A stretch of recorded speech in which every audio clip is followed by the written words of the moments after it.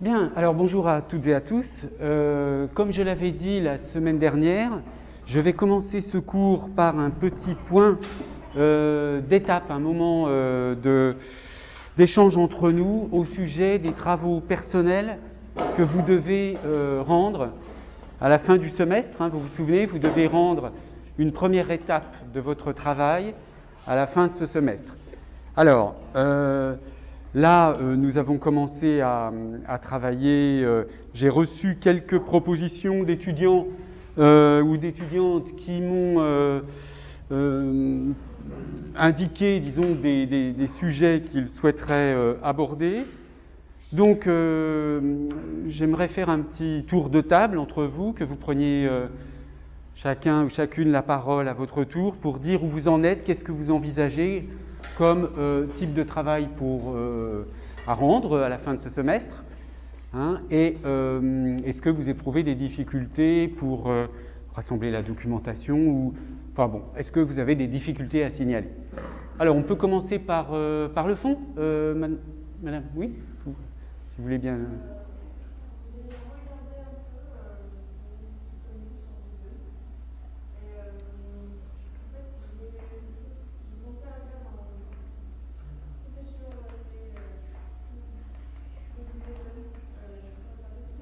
Pardon?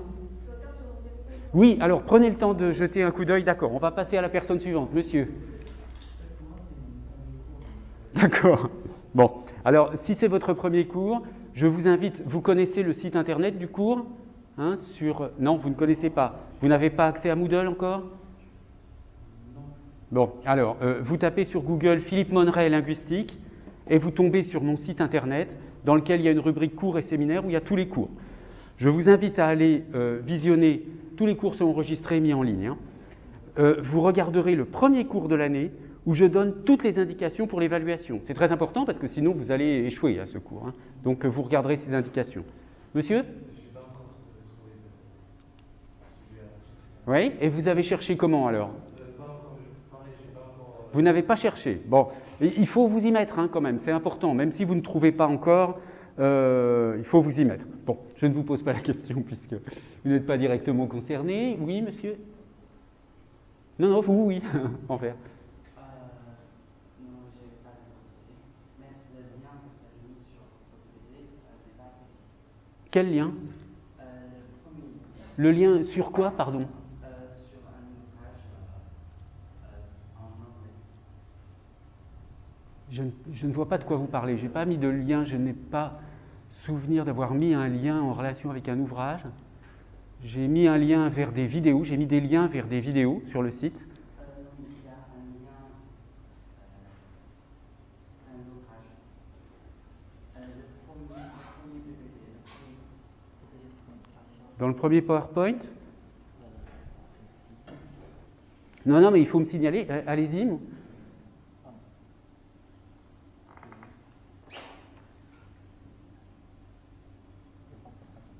Non, ça marche. Est-ce que d'autres personnes ont eu des problèmes avec les liens? Normalement, je les ai testés, ça fait... Vous parlez de quel cours? Le cours numéro 1? Personne ne m'a signalé de problème avec le cours numéro 1. Je pense que c'est vous qui avez peut-être un problème avec votre connexion ou quelque chose comme ça. Bon, écoutez, vous montrerez à la fin du cours éventuellement, si vous avez un téléphone qui permet de vérifier.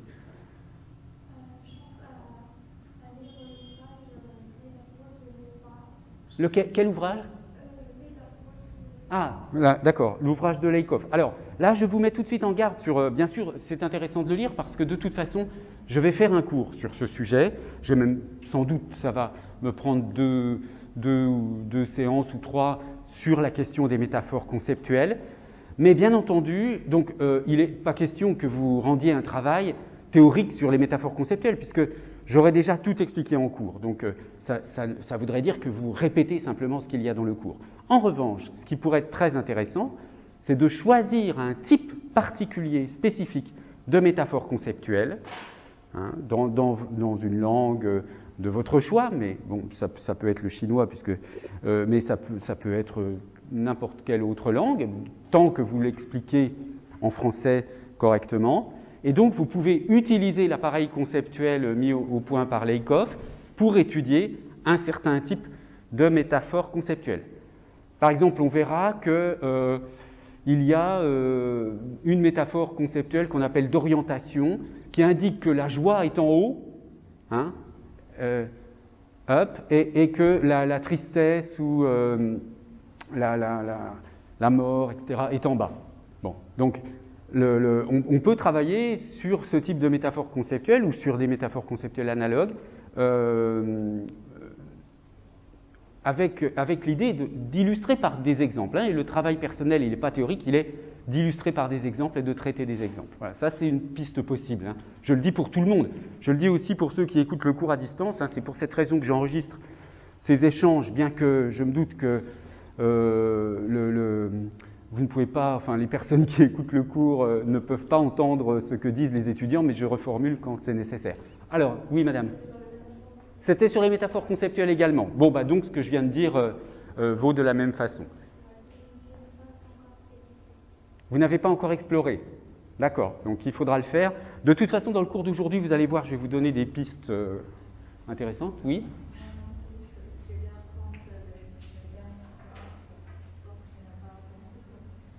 D'accord. D'accord. Sur la catégorisation, oui. Alors là aussi, c'est un sujet qu'on va traiter en cours qui est très vaste. Et alors, oui, allez-y.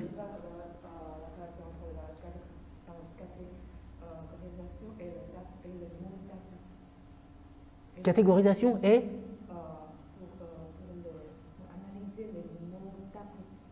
ah, tabou, les mots tabous, d'accord. Je vois, vous avez un article là en chinois sur le sujet. Donc, vous pouvez très bien proposer la traduction de l'article en français, hein, puisque c'est un article en chinois.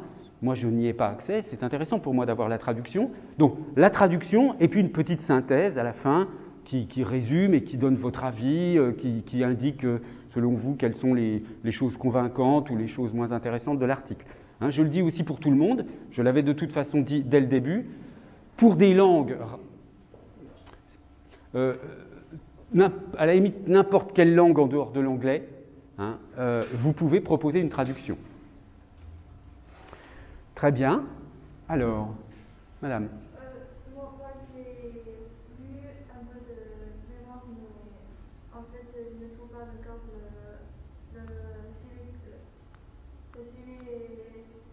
Vous n'avez pas encore trouvé de sujet précis? Vous avez exploré un petit peu? Oui, j'ai lu un mémoire où il a parlé de la métaphore de l'amour, des différences de métaphore de l'amour entre chinois et en... D'accord. Alors, il faut faire attention à la source. Hein. Si c'est un mémoire, si c'est un mémoire d'étudiant, ça n'est pas une source fiable.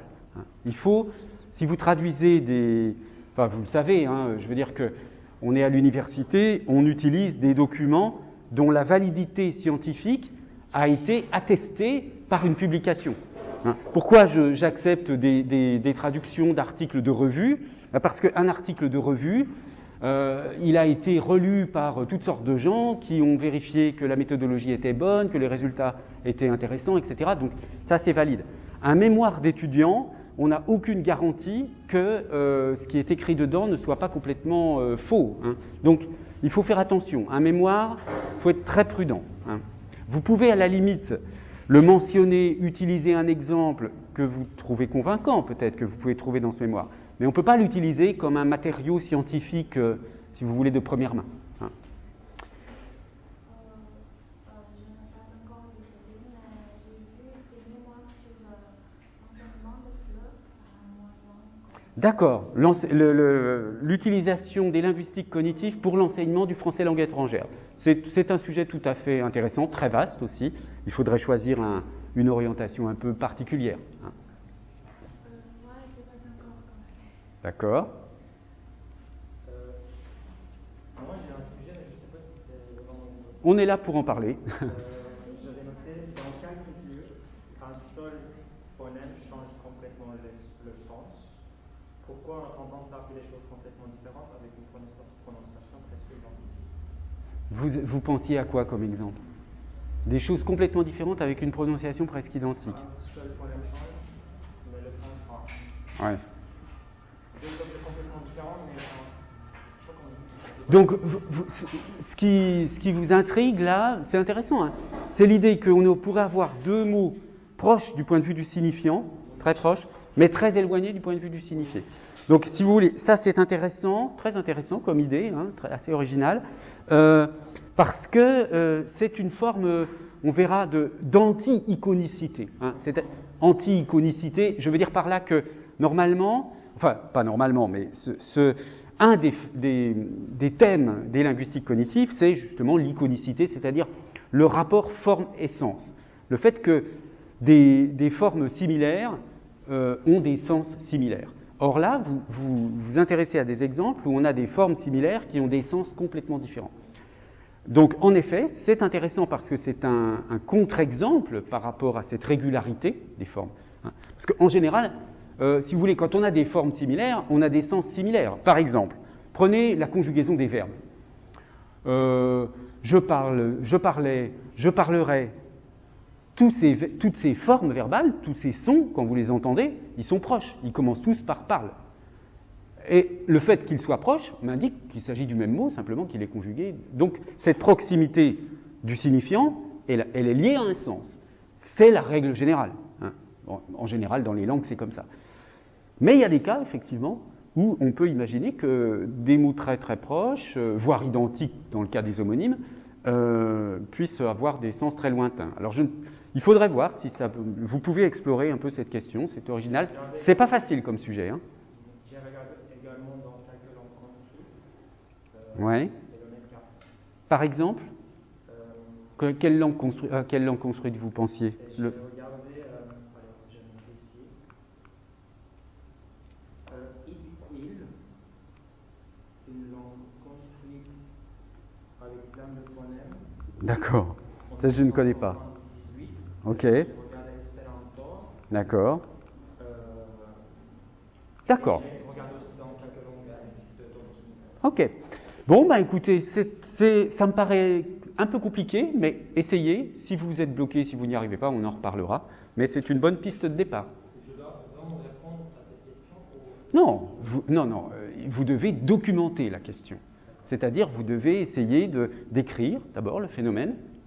Hein, vous décrivez le phénomène, et puis vous essayez de tirer quelques conclusions, mais des hypothèses. Hein. Mon mémoire, c'est le mot comme image d'une porte. Oui, oui. Et je pense qu'une porte, dans le début de cette offre, il y a une idée très intéressante que je voudrais expliquer. C'est, j'ai peur que c'est vexé ici parce qu'il parle de la langue, de la philosophie de féminin et masculin et réceptivité de genre de philosophie, réceptivité et spontanéité Ouais. et dans la philosophie et dans la pensée. Et je pense que c'est intéressant de faire. C'est intéressant, mais est-ce que vous avez en tête un lien avec les linguistiques cognitives de cette question? Oui. À mon avis, il y a un lien entre la concrétisation. Par exemple, si je veux parler de philosophes assez abstraites, il faut parler quelque chose de concret. D'accord. C'est binaire. Oui. D'accord, je vois. Ok. Oui, bah, très bien. C'est une bonne idée, hein, point de départ. Là aussi, c'est un sujet assez difficile, mais on verra. Très bien. D'accord. Alors, quelques personnes qui sont arrivées en retard, là, donc on était en train de faire un tour de table pour savoir où vous en étiez de votre travail personnel à rendre pour ce semestre. Oui. Oui. D'accord. Vous avez vu sur le site internet le premier cours? D'accord, parce que je vous le dis, parce que comme je vous le disais à vos camarades tout à l'heure, dans le premier cours, il y a toutes les indications matérielles pour la réalisation de ce travail personnel qui est l'évaluation. Donc, au mois de janvier, vous devez rendre une première étape. Selon vos sujets, l'étape, elle peut être différente. Hein. Dans certains cas, par exemple, imaginons pour quelqu'un qui traduit un article, la première étape, ça peut être les premières pages de l'article traduit. Hein. Pour ceux qui font un travail plus avec des exemples à trouver, ça peut être simplement présenter le corpus des exemples. Pour d'autres, ça peut être une bibliographie, un plan très détaillé.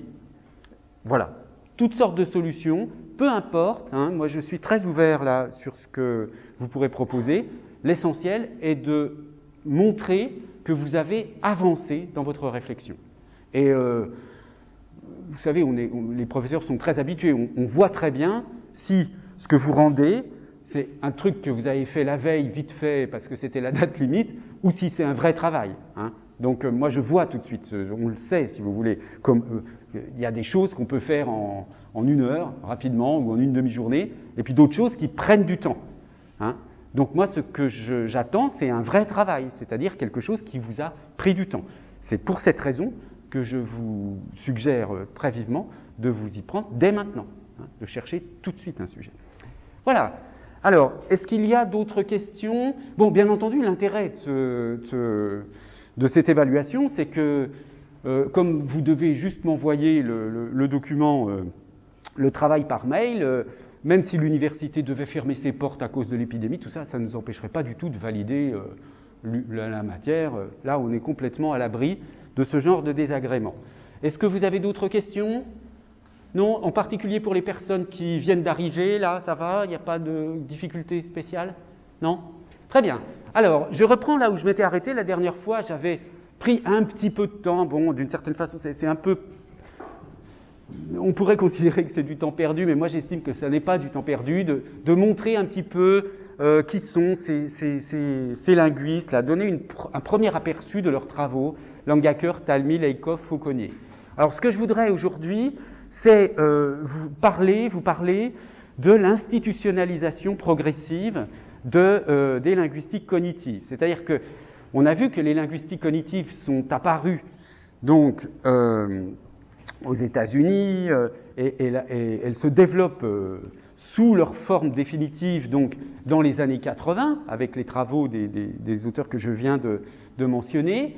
Et cette linguistique cognitive, elle va petit à petit s'installer dans le paysage académique. C'était quelque chose de nouveau, il a fallu petit à petit que ça devienne un vrai sujet de recherche, ou tout au moins un sujet important. Alors, je vous cite ici 2 extraits, un premier là, d'un article de Jean-Michel Fortis. Alors, Jean-Michel Fortis, vous pouvez éventuellement faire un travail personnel sur ses travaux à lui, parce que c'est, à ma connaissance, le meilleur chercheur français qui s'intéresse du point de vue de l'épistémologie de la linguistique à la linguistique cognitive. Hein, donc, si vous voulez, Fortis est un spécialiste donc, de ce qu'on appelle l'histoire épistémologie du langage, donc l'histoire de la linguistique, si vous voulez, et puis les théories linguistiques. Bon. Et il a, parmi ses spécialisations, il s'est beaucoup intéressé à l'émergence, à l'apparition, au développement de la linguistique cognitive. Donc il a écrit beaucoup d'articles sur le sujet, et j'ai pris ici un extrait d'un de ces articles dont vous avez la référence ici et le lien, donc un article de 2012, et il dit la chose suivante: les acteurs, c'est-à-dire les linguistes qui font partie de ce mouvement de la linguistique cognitive, se sont rapidement dotés d'instances et de moyens de diffusion.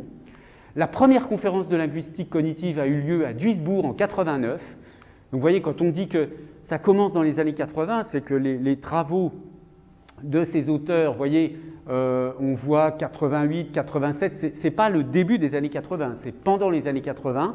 Et donc, vous voyez, à la fin des années 80, en 89, on a le premier grand colloque de linguistique cognitive. Donc, vous voyez, bon, c'est à l'échelle de l'histoire d'une discipline, c'est tout récent, ça fait 30 ans que ça existe, hein, pas plus, à peu près. Donc ça reste quelque chose d'assez récent. Hein. Donc il fut décidé de constituer une association donc, qui s'appelle International Cognitive Linguistics Association. Je vais vous montrer un petit peu plus en détail notamment le site de cette association, parce que vous allez pouvoir trouver à partir de là toutes sortes de ressources. Et puis donc une publication, Cognitive Linguistics, qui est donc, si vous voulez, la revue, qui est l'organe de diffusion des idées de la linguistique cognitive, dont le premier numéro paraît en 90. Et puis il y a des associations qui se créent un petit peu partout. Alors vous voyez cette histoire-là, très très résumée, on va la retrouver en détail dans un instant sur le site de l'Association internationale de linguistique cognitive, mais vous voyez que c'est un peu comme une sorte de machine de guerre qui se met en route, hein. C'est-à-dire machine de guerre intellectuelle, je veux dire que, bon, il y a un colloque, on fait une revue, il y a des collections de livres, je veux dire, la linguistique cognitive a dû prendre des positions dans le paysage académique pour orienter les idées, et en particulier pour essayer de prendre de l'importance par rapport au mouvement dominant aux États-Unis qui était la linguistique de Chomsky. Et deuxième citation du même article, les étiquettes Cognitive Linguistics et Cognitive Grammar, devenant l'apanage de ces approches, signalent une conscience de soi qui prélude à une institutionnalisation. Donc c'est ça qu'on va étudier aujourd'hui, l'institutionnalisation de la linguistique cognitive, c'est-à-dire voilà, les organes qui se créent, revues, colloques, etc. Les dénominations Cognitive Linguistics et Cognitive Grammar s'imposent au cours des années 80, après avoir été employées par différents auteurs, donc Lamb, Lakoff, Thomson, pour désigner des théories bien différentes. Chomsky lui-même a parlé de Cognitive Linguistics pour renvoyer à sa propre théorie. Mais le point important, vous voyez, c'est ici, le terme est désormais réservé à ces anciens dissidents. Parce que, évidemment, quelqu'un comme Lakoff, par exemple, et même les autres, ont d'abord, comme jeunes linguistes, travaillé dans la seule perspective qui existait à l'époque, et qui était un peu moderne, si vous voulez. Ce n'était pas la seule, mais c'était la perspective un petit peu à la mode, qui était la grammaire de Chomsky, la grammaire générative. Hein. Mais ils se sont détachés de ce modèle théorique pour développer la linguistique cognitive, et c'est pour ça qu'on les appelle que Fortis les appelle des dissidents. Hein. Ils ont quitté le modèle de la grammaire de Chomsky pour développer un modèle dont on a déjà vu les semaines précédentes qu'il se présentait comme en opposition au modèle de Chomsky, et c'est quelque chose qu'on va encore confirmer ici. Donc là, il y a une petite difficulté, parce que vous avez dans les articles certaines personnes qui parlent de cognitive linguistics, de linguistique cognitive, pour parler des travaux de Chomsky, mais en fait, c'est quand même très très marginal. En général, quand on parle de linguistique cognitive, de cognitive linguistics, c'est pour parler de travaux anti-chomskiens, qui sont les travaux issus donc des recherches de Lakoff, Langacker, Turner, Fauconnier, etc. Alors, on va revoir un certain nombre de caractéristiques générales de ces linguistiques cognitives, et vous allez voir qu'à la fin, on va retrouver des choses très proches de ce que j'avais décrit comme caractéristiques du premier mouvement, rappelez-vous, computo-représentationnel, la première version du cognitivisme, et on va retrouver un certain nombre de similarités, mais il va y avoir aussi des différences. Donc d'abord, le premier point, c'est le naturalisme. Alors là, je vous cite un extrait aussi d'un auteur français extrêmement intéressant sur la question des linguistiques cognitives. Il n'y en a pas beaucoup, comme je vous l'ai dit déjà, et je le répète, la France reste très en retard sur ces questions de linguistique cognitive. Ça commence un tout petit peu à se développer, mais par rapport à d'autres pays, on en est loin. Donc, Catherine Fuchs, une des rares à avoir travaillé dans ce domaine, elle a publié un petit livre qui est intitulé « La linguistique cognitive ».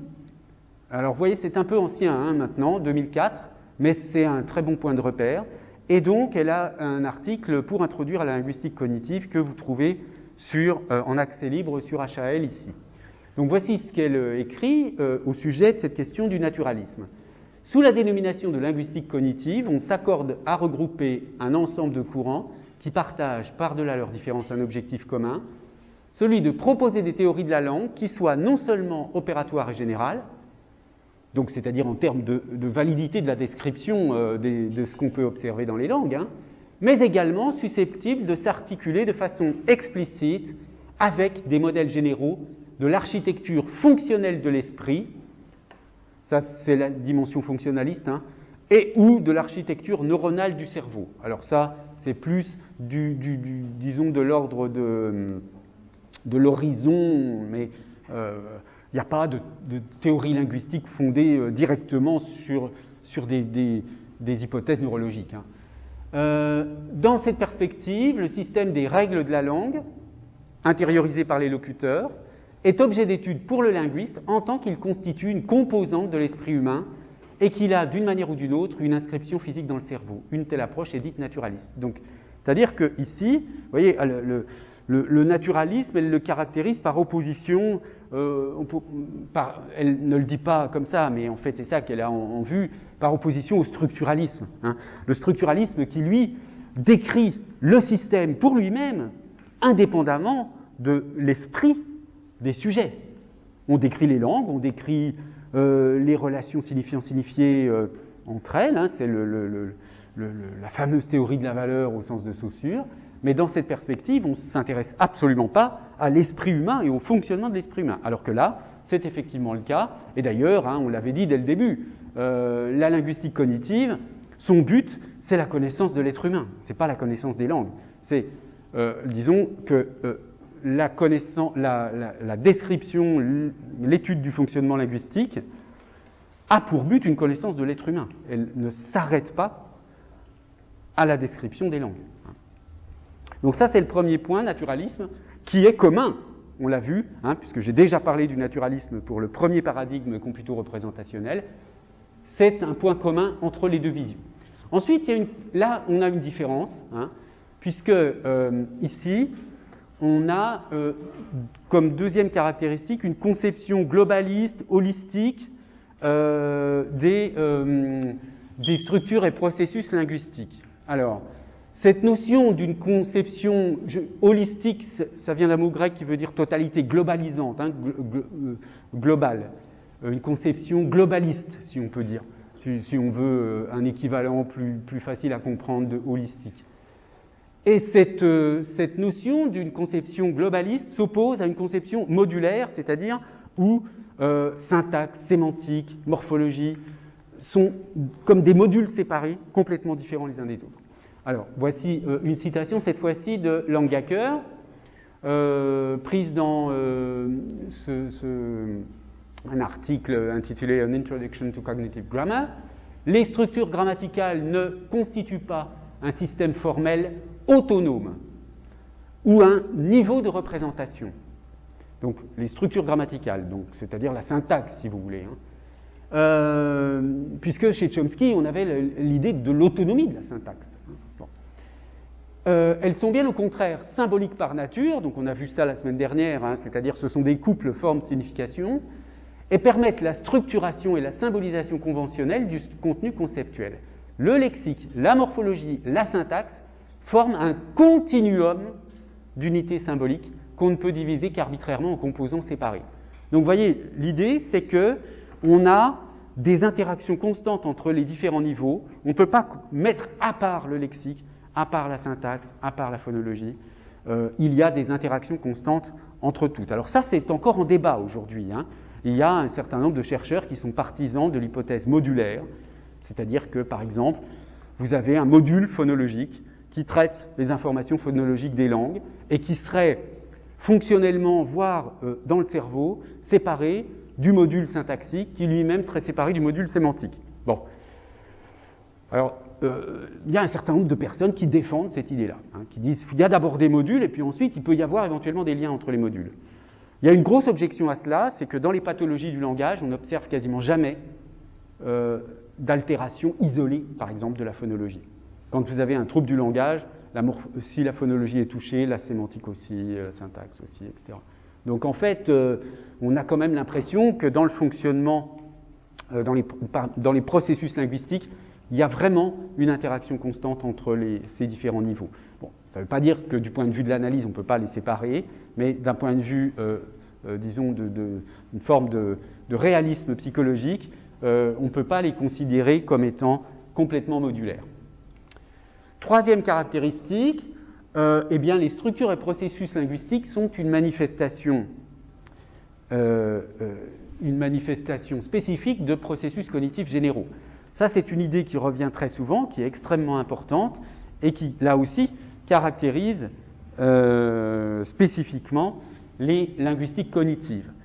Alors, on peut lire ce passage. Est-ce que je l'ai ? Oui, je l'ai traduit en français. La linguistique cognitive Donc c'est encore un extrait du même texte de Langacker. La linguistique cognitive telle qu'elle est représentée dans ce manuel est une approche de l'analyse. Ah non, pardon, ça vient du handbook publié à Oxford, Oxford Handbook of Cognitive Linguistics. Hein. Ça n'est pas le même texte que celui de Langacker tout à l'heure. Donc là, je le traduis. La linguistique cognitive telle qu'elle est représentée dans ce manuel est une approche de l'analyse du langage naturel qui a vu le jour à la fin des années 70 et au début des années 80 dans les travaux de Lakoff, Langacker, Talmy, et qui se concentre sur le langage en tant qu'instrument d'organisation, de traitement et de transmission de l'information. Dans cette perspective, l'analyse de la base conceptuelle et expérientielle des catégories linguistiques est de première importance au sein de la linguistique cognitive. Les structures, alors voyez, c'est là le point important, les structures formelles du langage sont étudiées non pas comme si elles étaient autonomes, mais comme reflet d'une organisation conceptuelle générale, reflet de principes de catégorisation, reflet de mécanismes de traitement et d'influence expérientielle et environnementale, hein, ou sociale si vous voulez. Bien, donc là, on a aussi, hein, sans que ce soit dit de manière très très explicite, un autre point d'opposition avec la linguistique de Chomsky. Parce que pour Chomsky, le module linguistique, enfin si vous voulez, les processus linguistiques sont spécifiques. Il y a, vous savez, ce qu'il appelle la grammaire universelle, universal grammar, qui se développerait, qui serait un héritage génétique. Hein, vous connaissez cette position innéiste de Chomsky. Donc, on a ce module linguistique, en quelque sorte, module global qui inclut des modules syntaxiques, éventuellement sémantiques, etc. Bon, on a ce module linguistique hérité chez l'être humain, hein, que les animaux non humains n'ont pas. Et ce module, il est inné, il est récupéré, donc il est isolé, il se développe par lui-même. C'est-à-dire qu'une fois que si vous êtes un être humain, votre module linguistique il va se développer tout seul, à condition que vous soyez mélangé à d'autres personnes qui parlent une certaine langue, et vous allez pouvoir, quel que soit d'ailleurs l'endroit où vous êtes né, vous allez développer une langue qui est la langue qu'on parle autour de vous. Hein. C'est-à-dire, par exemple, si on prend un bébé qui naît en Chine et si les parents déménagent à sa naissance en France et que le bébé, même sa famille, tout le monde parle français autour de lui, il a beau être né en Chine de parents chinois, son module linguistique, il est neutre du point de vue de la langue, hein, selon Chomsky. C'est simplement une sorte de module, de machine logique pour apprendre une langue. Hein. Donc on apprend la langue qu'on entend parler dans son environnement immédiat. Mais pour Chomsky, c'est une faculté totalement autonome, isolée, développée chez l'être humain, mais isolée. Alors que pour les linguistiques cognitives, eh bien, les capacités linguistiques sont liées à des capacités cognitives plus générales, hein, qui sont donc des capacités cognitives qu'on examinera plus tard, donc la catégorisation, et toutes sortes de mécanismes de traitement, disons, de l'information qui n'ont pas de spécificité linguistique en réalité. Alors oui, voilà, je parlais de ce manuel que vous pouvez vous procurer. Je ne sais pas si on le trouve sur Internet, mais en tout cas, c'est un manuel très très intéressant, très bien fait, hein, de Gerhardt et Kuykens. Et alors, dernière caractéristique, l'attention aux usages réels. Alors, c'est comme ça que je traduis usage-based. Alors là aussi, donc, je vous donne une citation de Diesel, Holger Diesel, qui vient de cette source-là. Je vous donne le lien vers le texte complet, si vous voulez aller le lire. Alors voici la traduction. Depuis les débuts de la linguistique moderne, c'est-à-dire depuis le cours de linguistique générale de Ferdinand de Saussure, l'hypothèse standard de la recherche linguistique est que l'étude du système linguistique ou langue doit être distinguée de l'étude de l'utilisation de la langue ou parole. Donc on a, hein, ça vous connaissez chez Saussure, il y a la langue et l'utilisation de la langue. donc langue et discours ou bien langue et parole chez Saussure.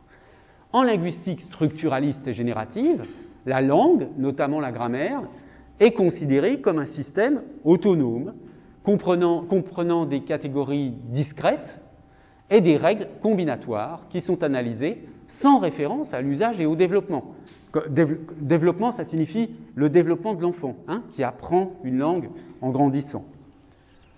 Cette vision de la langue a été remise en cause par l'approche usage-based, donc que je traduis ici comme ça, c'est une traduction qui commence à s'installer un peu en français, fondée sur l'usage, dans laquelle la grammaire et l'usage sont inextricablement liés. Dans cette approche, le langage, c'est ça le point important, donc c'est pour cette raison que je l'ai mis en gras, dans cette approche, le langage est considéré comme un système dynamique d'unités symboliques émergentes et de contraintes flexibles, donc flexibles par opposition à une espèce de modèle purement logique du type chomskien, de contraintes flexibles qui sont façonnées par les processus cognitifs généraux impliqués dans l'utilisation du langage.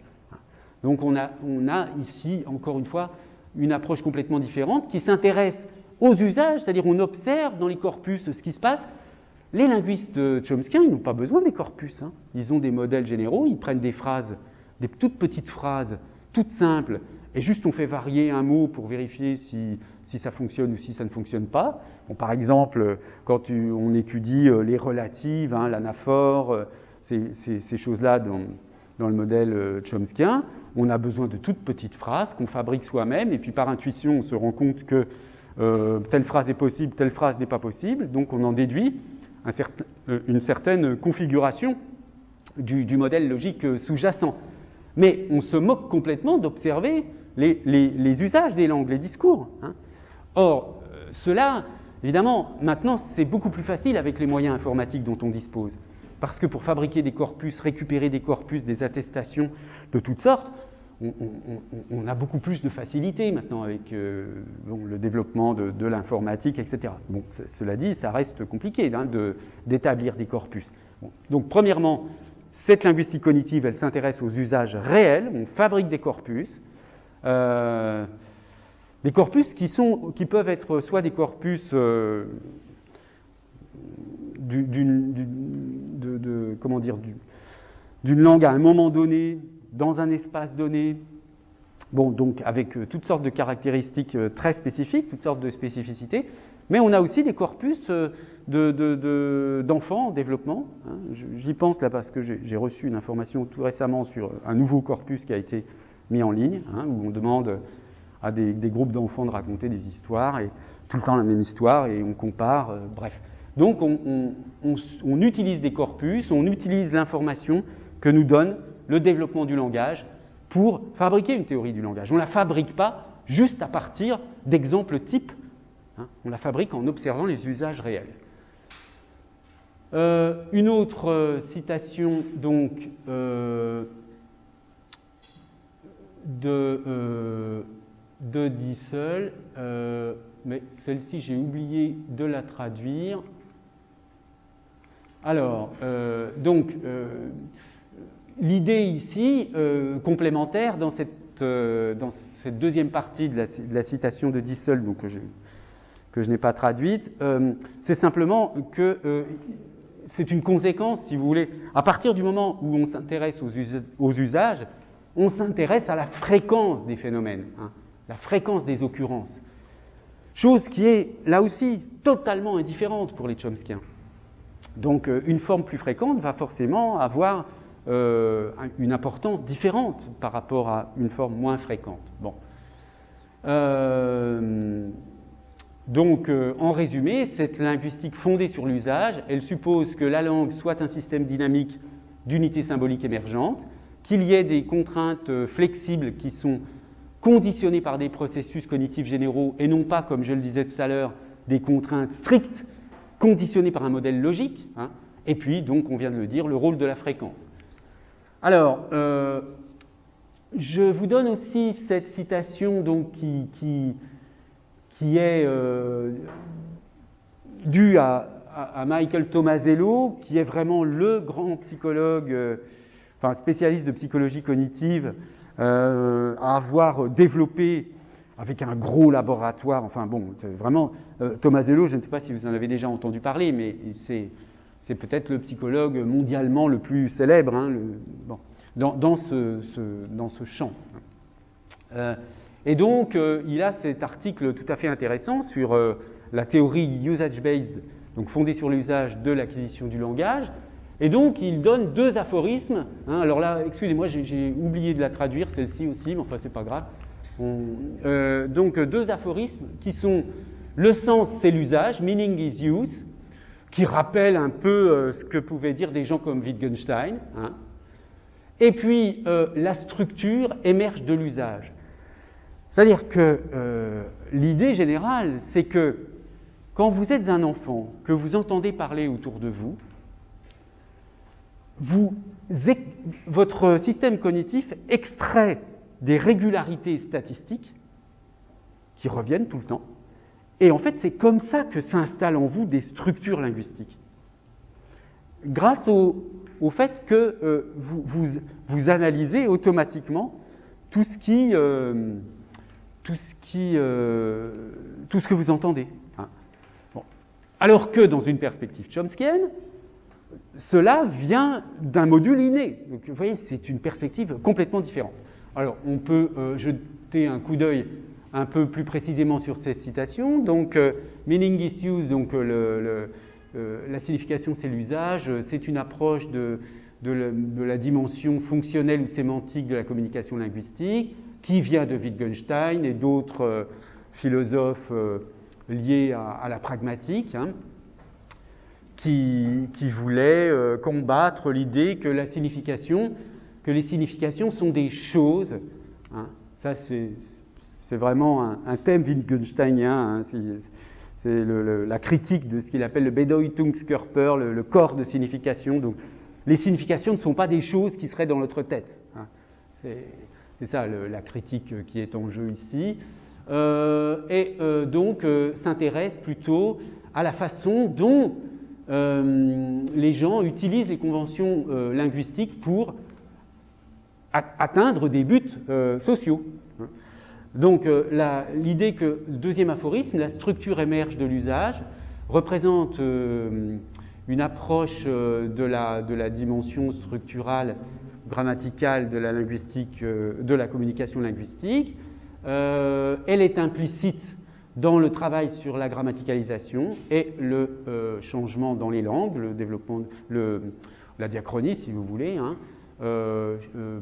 chez de nombreux linguistes qui s'intéressent à l'histoire des langues. Et cela a été explicitement présenté par Langacker et puis d'autres linguistes usage-based, hein, qui veulent combattre l'idée d'une grammaire totalement formelle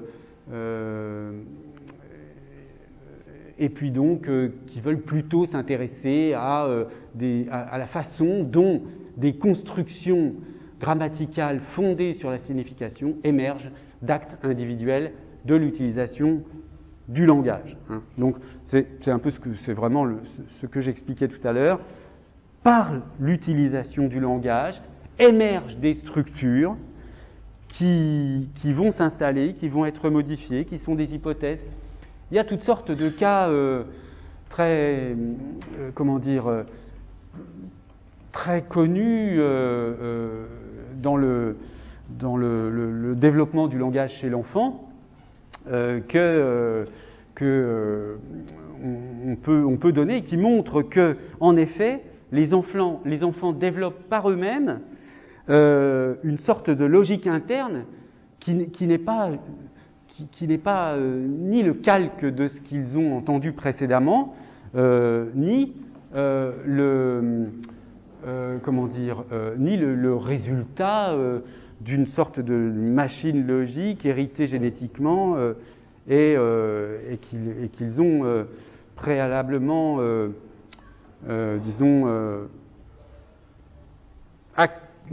acquis génétiquement. Hein. Alors je donne juste un exemple tout bête. Hein.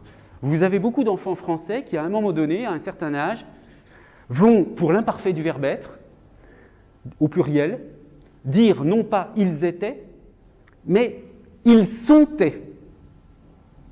Oui, ils sont au présent, ils sontaient à l'imparfait. Alors, il est certain que ces enfants n'ont jamais entendu leurs parents dire cela. Hein, même des parents très ignares ne diraient jamais une chose comme ça, parce que quand on maîtrise même un tout petit peu le français, on ne peut pas produire une chose comme ça, parce qu'on a intériorisé ce verbe qui est régulier, mais dont le paradigme est généralement bien connu. Bon. Donc, comment est-ce que cette forme apparaît chez les enfants? Parce que ce n'est pas un enfant comme ça, c'est pas non plus tous. Et là encore, statistiquement, c'est très fréquent. Mais tout simplement parce que vous avez il chante, il chantait, il dort, il dormait, ou plutôt il parle, il parlait, ben, ils sont, ils sontaient. Vous voyez, c'est une analogie, c'est un modèle qui est en fait construit par l'analyse d'une certaine régularité, et puis les enfants, ils projettent, ils utilisent cette régularité pour produire des nouvelles formes qu'ils n'ont jamais entendues. Alors parfois ils tombent faux, mais parfois ils tombent justes. Hein. Parce que, par exemple, peut-être qu'ils n'ont jamais entendu l'imparfait du verbe, je ne sais pas moi, du verbe entrer. Bon, ils entraient. Bon, mais même s'ils ne l'ont jamais entendu, ils entrent, ils entraient, ils peuvent le construire par analogie avec ils chantent, ils chantaient. Hein, bon, donc on a bien cette idée là, enfin je veux dire ça correspond bien à quelque chose d'une assez grande banalité finalement, cette idée de la linguistique usage-based, mais qui n'est pas du tout prise en charge par les modèles formels de type Chomsky. Donc, conclusion, je vous donne la traduction. Parce que la linguistique cognitive considère que le langage est intégré dans les capacités cognitives globales de l'homme, donc c'est encore un extrait du manuel d'Oxford, là. Les sujets d'intérêt particulier pour la linguistique cognitive, donc là, ça vous donne des idées pour vos travaux personnels, sont les caractéristiques structurelles de la catégorisation du langage naturel, prototypicité, polysémie systématique, modèle cognitif, imagerie mentale, métaphore, les principes fonctionnels de l'organisation linguistique, iconicité, naturalité, interface conceptuelle entre la syntaxe et la sémantique, telle que explorée par la grammaire cognitive et la grammaire de construction. Le contexte expérientiel et pragmatique du langage en usage, hein, usage-based, et la relation entre langage et pensée, y compris les questions sur le relativisme et les univers conceptuels. Donc vous voyez, ça vous donne là vraiment des possibilités de réflexion extrêmement vastes. Hein. Alors, je conclurai sur cette comparaison. Hein, le premier paradigme qu'on a vu au début de l'année, au début du semestre, le paradigme chomskien qui naît dans ses colloques dans les années 50, donc on a appelé computo-représentationnel, eh bien, il est naturaliste, représentationnel, fonctionnaliste et computationnel. Mais le modèle de la linguistique cognitive, lui, il n'est pas naturaliste, il est naturaliste et représentationnel, quoique ça s'est discuté, mais je n'entre pas dans la discussion ici. C'est sûr qu'il n'est pas fonctionnaliste ni computationnel. En revanche, ce que je n'ai pas fait apparaître ici, il s'intéresse à l'usage et il est anti-modulariste, ce que je vous ai expliqué aujourd'hui. Voilà, donc vous constatez que de nouveau, on a cette linguistique cognitive, elle se présente vraiment comme une sorte d'anti-chomskisme, hein, c'est assez clair. Et aujourd'hui, il semblerait que, au plan international, le chomskisme soit quand même en perte de vitesse, hein, mais bon, il a été très influent pendant très très longtemps, donc c'est pas un échec, c'est simplement que les centres d'intérêt se déplacent et qu'aujourd'hui, on s'intéresse beaucoup plus à ces phénomènes, disons, qui sont disons, mis au centre du jeu par les linguistiques cognitives. Voilà, est-ce que vous avez des questions sur ces points? Non? Très bien, écoutez, je vous remercie de votre attention et puis je vous dis à la prochaine fois.